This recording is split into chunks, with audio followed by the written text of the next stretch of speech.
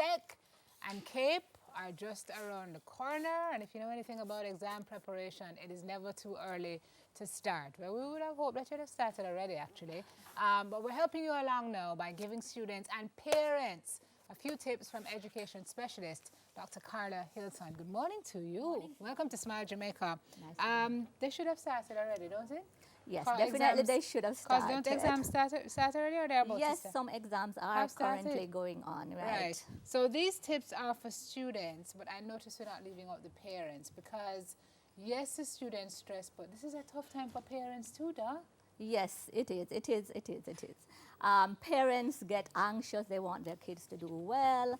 And sometimes they may, if the child isn't studying as much as they think they should, then they get anxious. They might be scolding the child, but I don't think now is the time to do that. Yes. Parents need to be lending support, encouraging their child, trying to motivate them. Well, you have to help us this morning, or we need you to help us walk that fine line between study every minute of the day and you're doing just enough.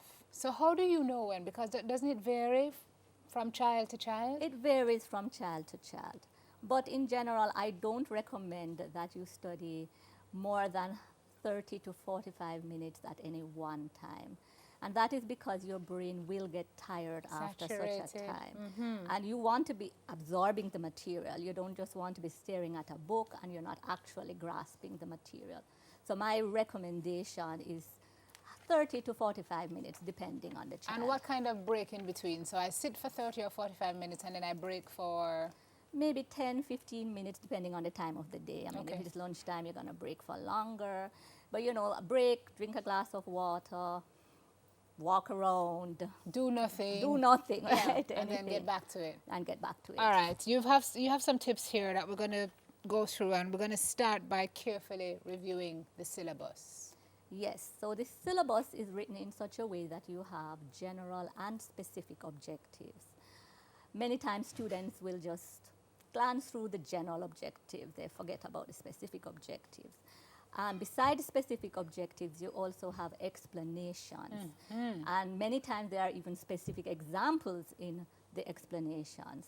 So, teachers are not able to necessarily go through every single topic on the syllabus. They'd like to, but they don't necessarily have the time.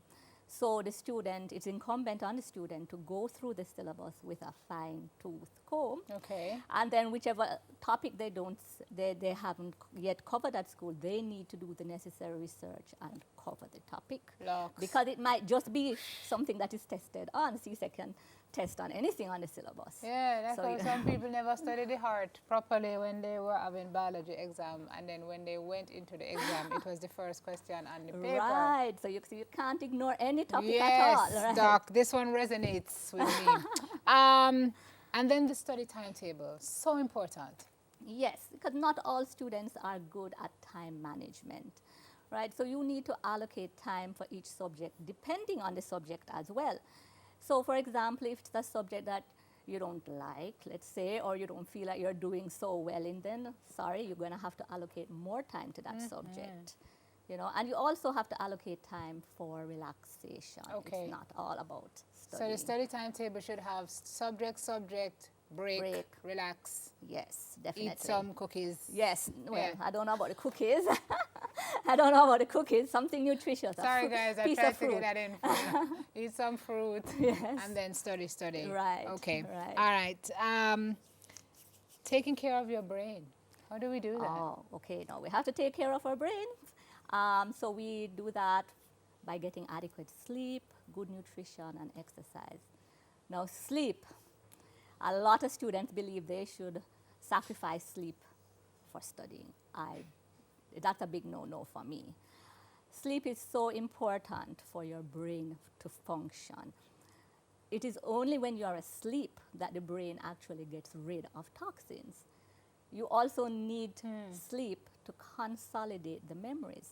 So whatever you studied that day, you need sleep now to cement the information. It's true? Yes, No, it is she true. tells me.